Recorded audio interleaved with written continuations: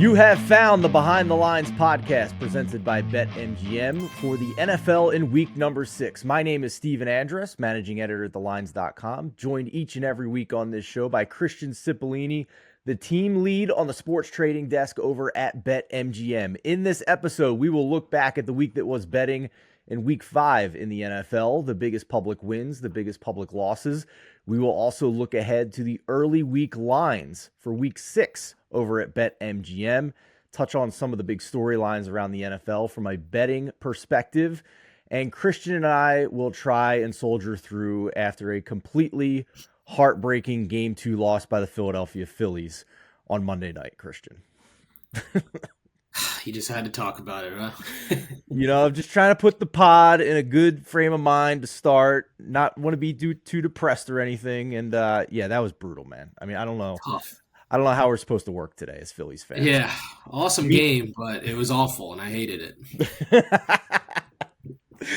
Meanwhile, our senior writer, Mo Nawara, the Braves fan, has gone from talking about rebuilding the franchise in the third inning to now thinking he's got the best team in history all over again. So congrats to Mo. We'll see you back in Philadelphia for the continuation of Red October. All right, Christian, let's go back to the NFL here. And week 5, public win or public loss overall? Yeah, we took it in the chin this week for sure. This was a public winning week. Yeah. Yep. Honestly, not many games that we did too well on. There was a couple, but most of them we got smacked around. I believe that is the first public win of the NFL season. Yes. Yes, for us, yes. That was our first losing week we've had. All right. Well, BetMGM drops to 4-1 on the season. Public up to 1-4. Even in the sportsbook streets, there can be an upset from time to time. All right. So with that being said, Christian, what were some of the biggest public wins in week number 5? Like I said, most of them, but the Saints, the Lions, the Dolphins, the Bengals, the Eagles, the Chiefs, the 49ers. All of them, a lot of public money on one side. Didn't win any of them. Bengals, Chiefs, 49ers. Dolphins. Sounds like all of those were favorites except for the Saints. Yep. Yeah, all of them would have been, yeah. There you go. Public likes favorites. I'm utterly shocked by that. Yep. That's how it usually goes. And there was the only two that really ended up doing well for us was the London game early. That one was good. We thought we were off to a good week. And then last night actually ended up being okay. We were taking a little bit of split money, but because it ended up being under and not a lot of player props hitting, it ended up being our second best game of the week. So that was a little bit of a surprise because we were about even money on that game, but yeah, helped out. So those are a couple of the public losses there going in. So, okay, well, congratulations to the public. Don't lose it all in week number 6, and we'll get started here on those early week lines at BetMGM, and we will start with Thursday night football. Travis Kelce questionable for this one for the Kansas City Chiefs, hosting Russell Wilson and the Denver Broncos, who are once again very close to being a dumpster fire. Yeah, and I'm sure the book will be rooting for the Broncos this week. I don't think we're going to get many bets on them. The Chiefs are 10.5 favorites at home with a 48-point total. I will at least mention that on our sister podcast, Beat the Closing Number with Eli Hershkovich and Mo Nawara, they broke down this game extensively on Monday. Eli has already put in a bet for this game on Broncos plus 10.5. He's not shy when it comes to backing underdogs, so I would go check out that podcast to hear his reasoning why he's backing Denver, despite the fact that their defense is not great and they're facing perhaps the best quarterback of all time. So very interesting bet for sure from Eli on that one. And Mo also said he may be betting that as well, but parlaying it with the over. You can hear his logic why on that one. Let's move ahead here. We do have another London game this week, Christian, but the Jags get to come home after 2 weeks across the pond. So now we have the Baltimore Ravens and the Tennessee Titans at Tottenham Hotspur Stadium. Yeah, Ravens are 3.5-point favorites here on this neutral site with a 40-point total. This line's been kind of bouncing around that key number of 3 a little bit in the first 48 hours this has been open, correct? Yeah, and I think it'll probably continue to trend that way. I mean, there's definitely some things going back and forth, but always around that key number. We're always bouncing around. I've already had some conversations early in the week here with my Megapod co-host Matt Brown after his rant about the handicapping of trends with the Steelers and Ravens game last week, and the Steelers still somehow finding a way to cover that spread. I'll just say stay tuned to the Megapod on Friday. We're going to have a thing or two to say about that game and the Ravens playing in London this week against the Tennessee Titans. I'll just leave it at that. It's what we call a tease in the business. All right, let's move ahead here to the 1 o'clock Eastern time kickoffs, Christian, for week number 6. Commanders at Falcons. Falcons are 2.5-point favorites at home with a 42-point total. Vikings Bears. Vikings are 2.5-point favorites on the road here with a 46-point total. Seahawks Bengals. Bengals are 2.5-point favorites at home, 46-point total. 49ers Browns. 49ers are 5.5-point favorites on the road with a 38.5-point total. Panthers Dolphins. Dolphins are 13.5-point favorites at home, 48-point total.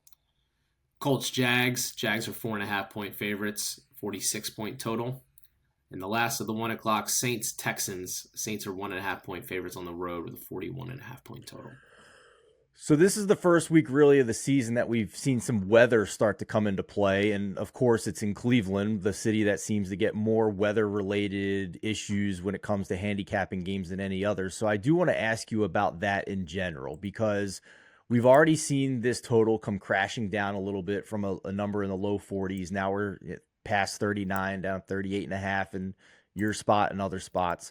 So my question to you is, how much of that in the early week is just low limit bettors coming in and trying to get as much as they can on an under when they know weather's involved? And we also have the Deshaun Watson situation on top of it. And how much of that is just you guys as the book seeing the weather and adjusting it down yourself? Yeah, so it's a little bit of both. And then it's always funny because then come Sunday, people will wake up and they will see that it's rainy and windy, and then they'll start trying to bet the unders then. And it'll still shade down a little bit more, but most of the edge is gone by then. Like you said, this number was in the 40s and it's already dropped down to 38. You could even see it more on Sunday if that's what's going to end up happening. So yeah, we'll take some sharp action when we put up those numbers, and then we'll take a look at the weather as well. A week out's a bit harder to predict, but yeah, when we start seeing that action and then looking at the weather, we'll adjust with it.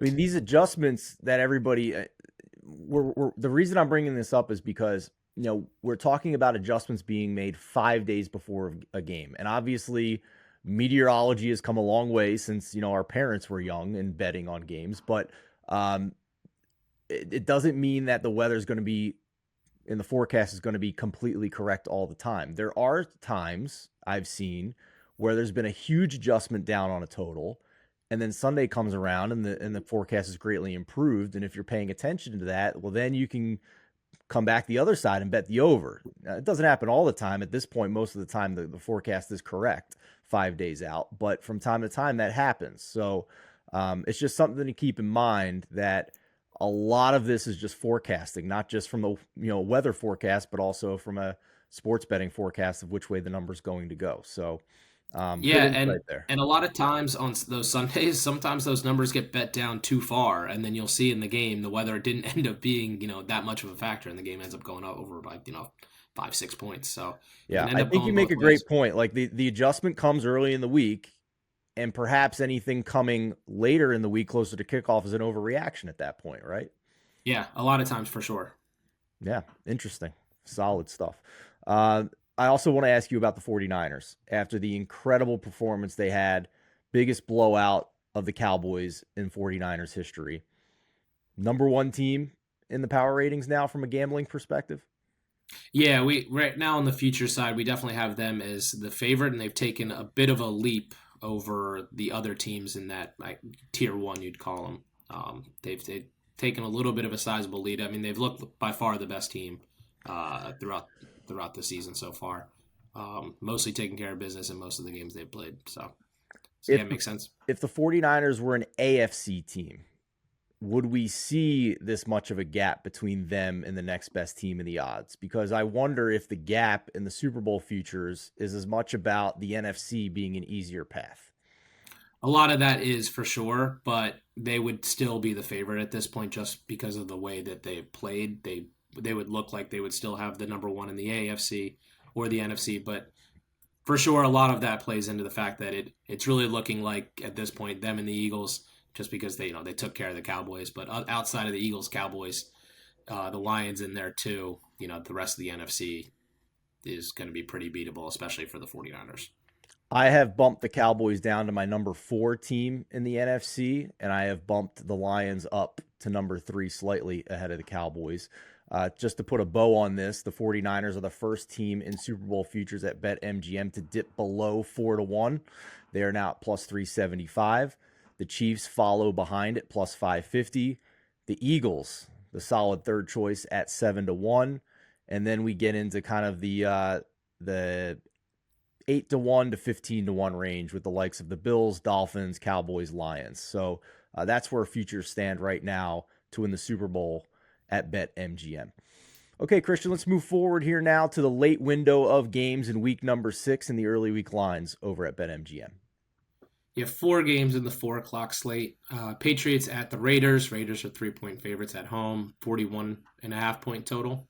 Cardinals, Rams. Rams are 6.5-point favorites at home, 48-point spread. Eagles, Jets. Eagles are 6.5-point favorites on the road with a 42-point total. And then Lions, Bucks, where the Lions are 3-point favorites on the road with a 44-point total. Eagles game is interesting to me. I haven't quite bet that yet. We're at minus 6.5, I believe you said. This is kind of a similar. It's a little bit more expensive than what we saw when the Eagles played at the Bucks on Monday night a few weeks ago, when it was more like 5. It's certainly more expensive than at the Rams, where we saw the Rams were about 4.5 in that game. Then again, it's still Zach Wilson against a pass rush that can get pressure without blitzing. So might be a spot where I back the Eagles here. I think they are not quite in the form that what we saw last year. Most notably, the passing defense has taken a big step back in my mind. And the Rams had a couple of close calls where they, could have come and covered that number on Sunday. A missed what would have been a 62-yard touchdown, a 2-2 Atwell, if the ball and the timing was just a little bit better in the fourth quarter. So I think the Eagles are definitely, as of right now at least, should be the second team behind the 49ers. But I still give them an arrow up to get to where they could possibly be a lot closer with the 49ers here moving forward. So new coordinators, it's going to take time.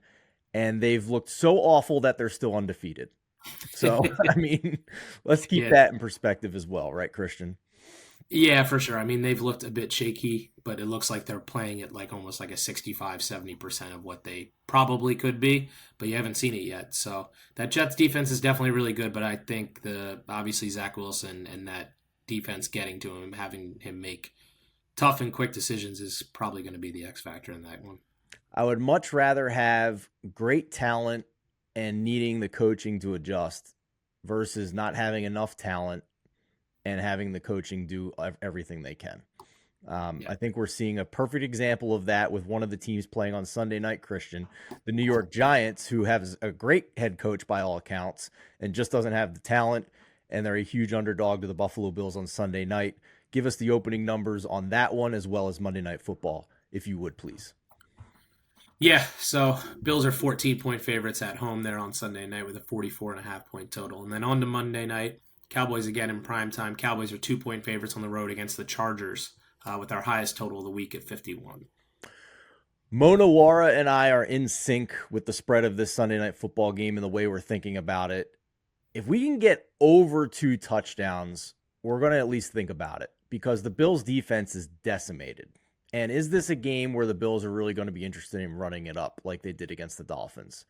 They're extremely injured on defense to the point where if they were playing a team that was more competitive than the Giants, I'd be concerned about them getting upset again this week.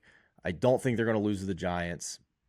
However, it's possible if the Giants can get at least, below average offensive line play as opposed to historically bad offensive line play, then they can at least maybe score on the Bills defense that just is ravaged on the back end in the passing defense game. So, and then the Cowboys Chargers game is interesting to me, at least from a spread perspective here, because despite the Cowboys getting absolutely demolished by the 49ers and having a loss to the Cardinals on their schedule, this line hasn't moved much. It's really only moved about a half a point from the look ahead here, Christian. So not a ton of adjustment here on the Cowboys, despite playing the Chargers, who, if I'm not mistaken, are coming off of a bye here. Long week. Yeah, for sure. So I guess it tells you a little bit about both teams there, because you're right. I would have expected more on the Chargers. I wouldn't be surprised if it starts swinging that way later in the week. But we haven't seen anything yet that's guided us in that way at the moment. So, and the Cowboys need to figure things out here because the schedule is not getting easier. They have at the Chargers this week, one of the best offenses in the league, and then a bye week. They do get the Rams after that, who have Cooper Kupp back now. And then they have the Eagles game. So if they're not careful here, I mean, the division race could be over in a heartbeat here, pretty much. And they're stuck being the top wild card team likely and having to go on the road for all 3 playoff games if they want to get to the Super Bowl. So the Cowboys have some things they need to figure out here and do it in a hurry. And I am not ruling out coming in here on the Chargers. And if I don't do that, I'm actually thinking about looking at Justin Herbert in the MVP market, Christian. If you look at his stats, he's quietly put together, 7 touchdowns, 1 interception through the air, and 3 more rushing touchdowns on the ground. So their defense is horrible. If they can get to like 12, 13 wins, I think it puts Herbert in the mix because he would, at that point, have basically carried this team back to the postseason. With that being said, I think, if the Niners go 16-1, then it might be one of their 2 stars, Brock Purdy or Christian McCaffrey, winning this thing in the same way it would have been Jalen Hurts last year if he didn't get hurt. It's just hard to overcome a star player if they only lose 1 game in the regular season. I think you would probably agree with that. Yeah, the Chargers, he would be a much higher favorite if they weren't 2-2 and then also look like they could have been 1-4, or if they were sitting here. Sure. 3-1, it's a different story for sure, and they looked better. Some of it's that they look shaky. There's not a lot of confidence that they can get to that amount of wins. But you're right, if they do get to that number, he's for sure going to be in there because no one else has run away with this at all. Patrick Mahomes is a favorite, and it's mostly because he's Patrick Mahomes. But even that, like he hasn't actually blown you away, and it is hard to win it multiple times like that. So if someone else is playing well enough, the voters tend to stick to the newer person. Yeah, 4 picks already for Patrick Mahomes through 5 weeks of the season. It does have the 10 touchdowns. If you look at the MVP odds right now as we sit through 5 weeks of the season over at BetMGM, it is Mahomes at plus 350 at the top, followed by Tua at 5-1. Jalen Hurts at 6-1. Brock Purdy has skyrocketed from an 80-1 underdog up to 7-1 at this point. Josh Allen is 6-1 right there with Jalen Hurts as well, but his turnovers are piling up as well, and the losses are piling up a little bit here too. Christian McCaffrey at 14-1, another long shot because the top of the board is dominated by quarterbacks coming into the season, so his price has shortened significantly. And then there's Justin Herbert sitting at 16-1 below that top tier of 5 names. So if I'm looking outside the top 5, Herbert is certainly the name I would be looking at right now at this point because of the potential of that offense to be explosive and need to win games in shootouts with how poor their defense is. So, Christian, we thank you as always for the fantastic insight from behind the scenes over at BetMGM. I hope by this time next week we are looking at the Phillies back in another NLCS. Time will tell. Yes. Win or lose, win or lose, smile or grimace, we will be back next week because we are professionals, right? That's right. All right, everybody. Hope you enjoyed it. Best of luck betting this week in the NFL. For Christian Cipollini, I'm Stephen Andress. Thanks for watching. Thanks for listening. And we'll see you back here next time on Behind the Lines, presented by BetMGM.